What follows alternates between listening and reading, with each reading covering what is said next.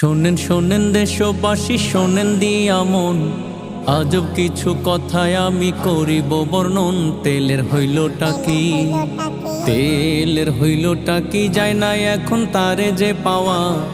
নতুন motor cycle নিয়ে হয় না দূরে যাওয়া। পাম্পে তেল নাই, পাম্পে তেল নাই বলে এখন পাম্পের সব লোক।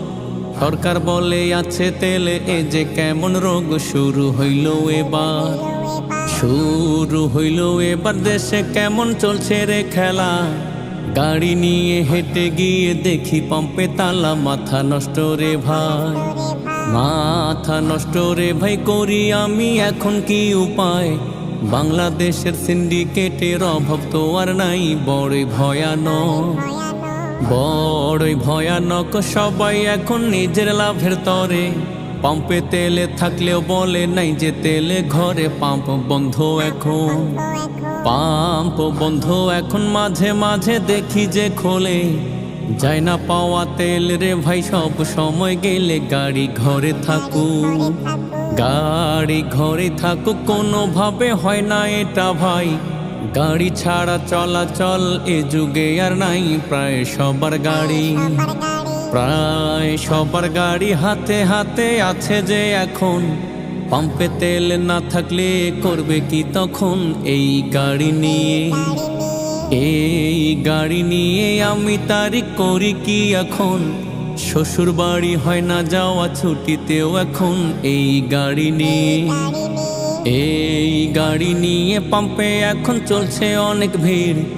আধা ঘন্টা পরে বলে ফিরে যাও নিড়ে। পাম্পে তেল নাই, পাম্পে তেল নাই, তেলের আছে এখন বড় দাম।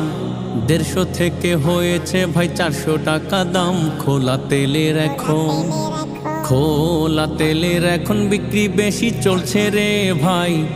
কয়েক কিলোমিটার গিয়ে দেখি তেলে নাই, যায় না বেশি দূর, যায় না বেশি দূর। যত আছে খোলা তেল দিয়ে, গাড়িওয়ালা ভাবে রে ভাই কি করি তা নিয়ে। আবার উপায় নাই, আবার উপায় নাই, পুলিশও যায় যে হেঁটে হেঁটে।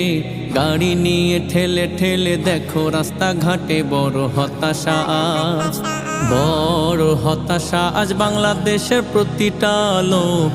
সোনার দেশে ধরলো রে ভাই এটা কেমন রোগ, এর সমাধান কি, এর সমাধান কি। মন্ত্রী সাহেব এখন কি বলেন, একটি মাস গাড়ি ছাড়া হেঁটে হেঁটে চলেন। থাকবে শরীর ভালো, থাকবে শরীর ভালো, থাকবে ভালো আরো তোমার মন। সুস্থ শরীরের জন্য হাঁটা প্রয়োজন, বলেন মন্ত্রী সাহেব, বলেন মন্ত্রী সাহেব। সমাধান কি এখন যে তার, এভাবে চলবে কত আর কত দিন আর। উপায় খুঁজে বলুন, উপায় খুঁজে বলুন। ধরুন প্রত্যেক সিন্ডিকেটদের ব্যবসাতে লাল বাতি জ্বালিয়ে দেন তাদের। ওদের শাস্তি এটা, ওদের শাস্তি এটা। আজকে আমি এখন চলে যাই, আবার নতুন কিছু নিয়ে হাজির হব ভাই, যদি বেঁচে থাকি।